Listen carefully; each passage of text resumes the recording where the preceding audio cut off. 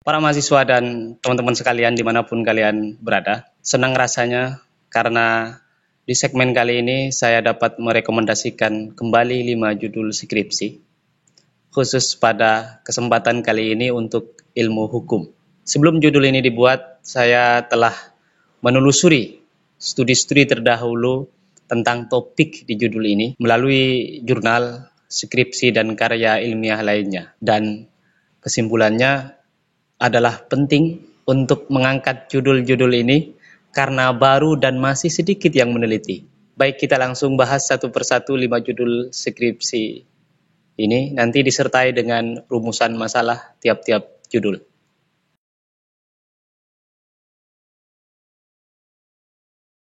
Judul yang pertama, aspek hukum terhadap bisnis jual beli seks toy di Indonesia.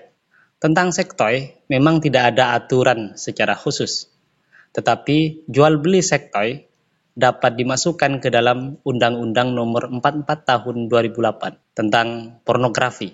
Karena ini masuk ke dalam jasa pornografi yang disediakan melalui berbagai banyak media e-commerce sekarang ini. Dijelaskan di dalam pasal 1 ayat 2 di situ bahwa jasa pornografi adalah segala jenis layanan pornografi yang disediakan oleh orang atau korporasi melalui pertunjukan langsung, TV kabel, TV terestrial, radio, telepon, internet, dan komunikasi elektronik lainnya, serta surat kabar, majalah, dan barang cetakan lainnya. Nah, ketika alat pemuas seksual itu dipampang di e-commerce, contoh misalnya di Shopee, di Tokopedia, di Bukalapak misalnya, teman-teman bisa lihat sendiri, ketika itu dipampang, maka jika ditafsirkan dari teks pasal 1 ayat 2 ini tentu melanggar undang-undang. Nah, yang disebut dengan pornografi dijelaskan lagi bahwa pornografi adalah gambar, sketsa, ilustrasi, foto, tulisan, suara, bunyi, gambar bergerak, animasi, kartun, percakapan, gerak tubuh, dan bentuk pesan lainnya melalui berbagai bentuk media komunikasi dan atau pertunjukan di muka umum, yang itu memuat kecabulan atau eksploitasi seksual yang melanggar norma kesusilaan di dalam masyarakat. Ketentuan pidananya dijelaskan berikutnya pada pasal 29. Salah satunya menyebutkan adalah setiap orang yang memproduksi, membuat, memperbanyak, menggandakan, menyebarluaskan, menyiarkan, mengimpor, mengekspor, atau menawarkan, gitu ya. Menawarkan, memperjualbelikan di sini. Nah, memperjualbelikan konteksnya. Menyewakan atau menyediakan pornografi, maka dipidana dengan penjara paling singkat 6 bulan dan paling lama 12 tahun. Dan atau pidana denda paling sedikit 250 juta rupiah dan paling banyak 6 miliar. Dalam KUHP pasal 282 ini juga dapat dimasukkan karena di situ mengatur tentang tindak kesusilaan gitu ya. Oleh karena itu, ini menarik untuk diteliti lebih mendalam tentang aspek hukum bisnis jual beli seks toy ini di Indonesia. Maka dari sini kita bisa susun rumusan masalahnya. Rumusan masalah yang pertama, bagaimana aspek hukum terhadap bisnis jual beli seks toy di Indonesia? Yang kedua, bagaimana penerapan sanksi hukum terhadap bisnis jual beli seks toy di Indonesia? Dua rumusan masalah ini saya kira mudah untuk kita teliti karena semua data-datanya sudah ada semuanya, tinggal kita bagaimana menafsirkannya, bagaimana kita mendeskripsikannya nanti di penelitian kita.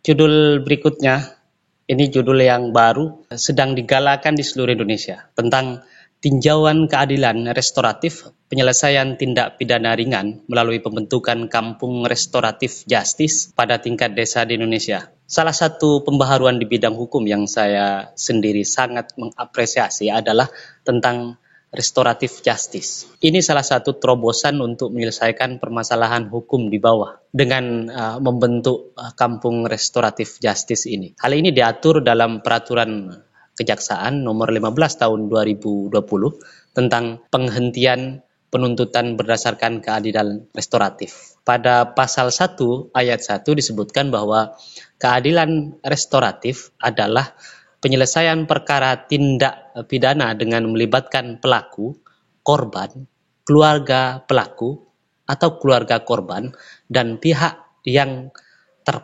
lain yang terkait ya, untuk bersama-sama mencari penyelesaian yang adil dengan menekankan pemulihan kembali pada keadaan semula dan bukan pembalasan. Artinya, kasus tindak pidana dapat diselesaikan secara musyawarah berkeadilan di tingkat kampung, di tingkat desa. Namun, dalam pasal berikutnya, pasal 5 ayat 1 disebutkan bahwa perkara tindak pidana dapat ditutup demi hukum dan dihentikan penuntutannya berdasarkan keadilan restoratif dalam hal terpenuhinya syarat sebagai berikut. Syarat yang pertama, tersangka baru pertama kali melakukan tindak pidana. Artinya kalau sudah 2 kali nggak bisa. Yang kedua, tindak pidana hanya diancam dengan pidana denda atau diancam dengan pidana penjara tidak lebih dari 5 tahun. Dan yang ketiga, tindak pidana dilakukan dengan nilai barang bukti atau nilai kerugian yang ditimbulkan akibat dari tindak pidana tidak lebih dari Rp2.500.000. Artinya syarat-syarat adanya restoratif justice di tingkat kampung, di tingkat desa gitu ya.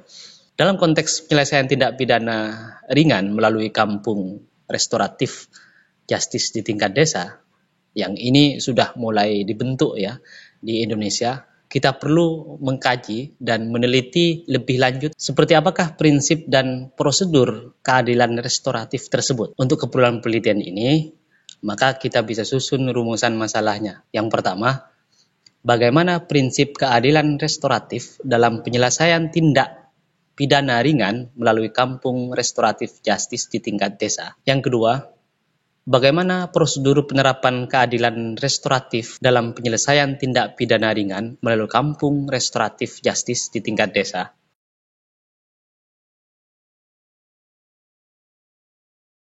Judul berikutnya, tinjauan yuridis terhadap tindak pidana kekerasan dengan memaksa anak melakukan persetubuhan secara berulang lebih dari satu korban. Studi kasus, putusan pengadilan dengan nomor ini di Bandung di bulan ini sudah diputuskan ini, tetapi mengandung polemik ketidakpuasan dari beberapa elemen masyarakat. Jadi pada bulan Februari 2022 itu terdapat kasus asusila dan pemerkosaan terhadap 13 santri oleh seorang guru, kiainya lah, yang kita tahu bernama Heri Wirawan. Kasus ini menghebohkan dan publik berekspektasi besar terhadap lembaga peradilan agar memberikan hukuman yang setimpal karena tersangka melakukan tindakan tersebut secara berulang dan korbannya sebanyak 13 anak ya. Selain itu, posisi tersangka ya adalah seorang guru dari anak-anak yang dilecehkan itu. Salah satu hukuman yang diharapkan oleh masyarakat adalah hukuman mati dan kebiri kimia. Sesuai dengan tuntutan jaksa penuntut umum ini juga menuntut hukuman mati gitu ya. Karena hukuman mati dan kebiri kimia itu diatur melalui Perpu nomor 1 tahun 2016 tentang perubahan kedua atas Undang-Undang nomor 23 tahun 2002 tentang perlindungan anak. Namun semua tuntutan itu tidak dikabulkan oleh hakim. Tersangka dijatuhi hukuman seumur hidup saja dan pemberian restitusi itu atau pemberian uang pengganti terhadap korban yang mengalami pelecehan itu. Restitusi itu dibebankan kepada negara. Terkait dengan permasalahan ini, kita perlu meneliti lebih detail bagaimana sebenarnya penerapan hukum pidana material terhadap pelaku dan seperti apa pertimbangan hakim dalam memutus perkara ini. Oleh karena itu, pada topik ini kita dapat susun rumusan masalahnya. Yang pertama, bagaimana penerapan pidana material terhadap tindak pidana kekerasan dengan memaksa anak melakukan persetubuhan secara berulang lebih dari satu korban. Kemudian yang kedua, bagaimana pertimbangan hakim menjatuhkan putusan terhadap tindak pidana kekerasan dengan memaksa anak melakukan persetubuhan secara berulang lebih dari satu korban dalam putusan nomor 989 garis miring PIT titik sus garis miring 2021 PN Bandung ini ya, singkatan dari Bandung BDG.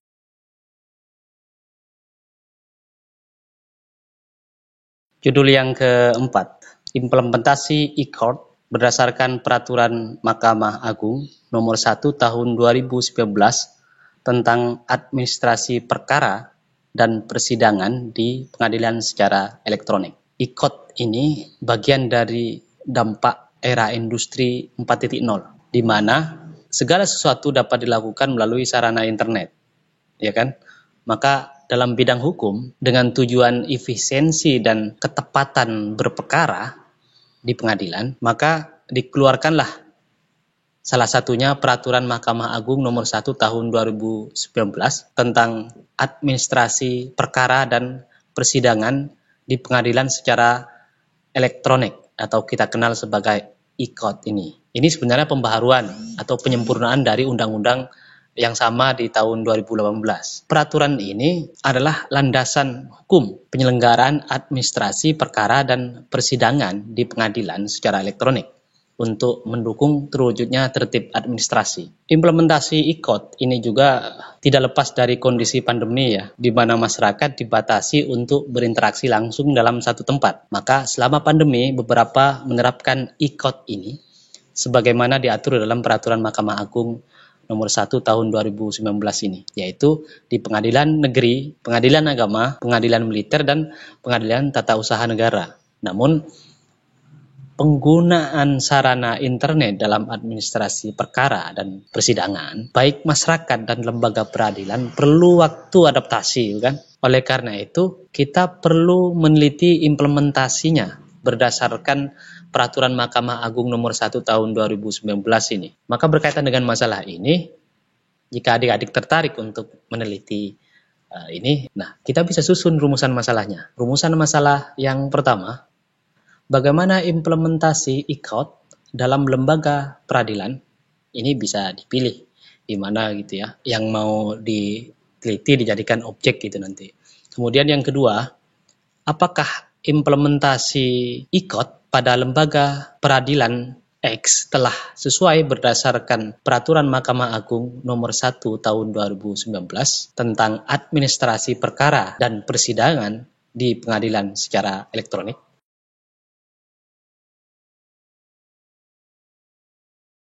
Judul yang terakhir, sanksi pidana terhadap pelaku delik penipuan pada aplikasi trading binary option binomo. Ini kasus yang sedang heboh sekarang ini sedang diproses gitu ya. Nah, penipuan berkedok aplikasi trading mulai marak di Indonesia. Pemerintah melalui Kominfo, OJK dan kepolisian telah memblokir setidaknya 1.200 lebih platform yang sebenarnya adalah situs judi berkedok trading. Ini membuat orang itu kan, siapa sih yang nggak mau investasi seminimal mungkin tapi mendapatkan uang semaksimal mungkin. Ternyata itu banyak yang penipuan. Salah satu yang sudah dijadikan sebagai tersangka adalah ini, pengelola aplikasi trading Binomo. Pada kasus aplikasi trading Binomo, jadi seorang investor itu harus mempertaruhkan deposit mereka untuk bermain tebak-tebakan kenaikan aset dengan durasi waktu tertentu gitu. Maka dengan mekanisme itu ini bisa dimasukkan ke dalam kategori judi.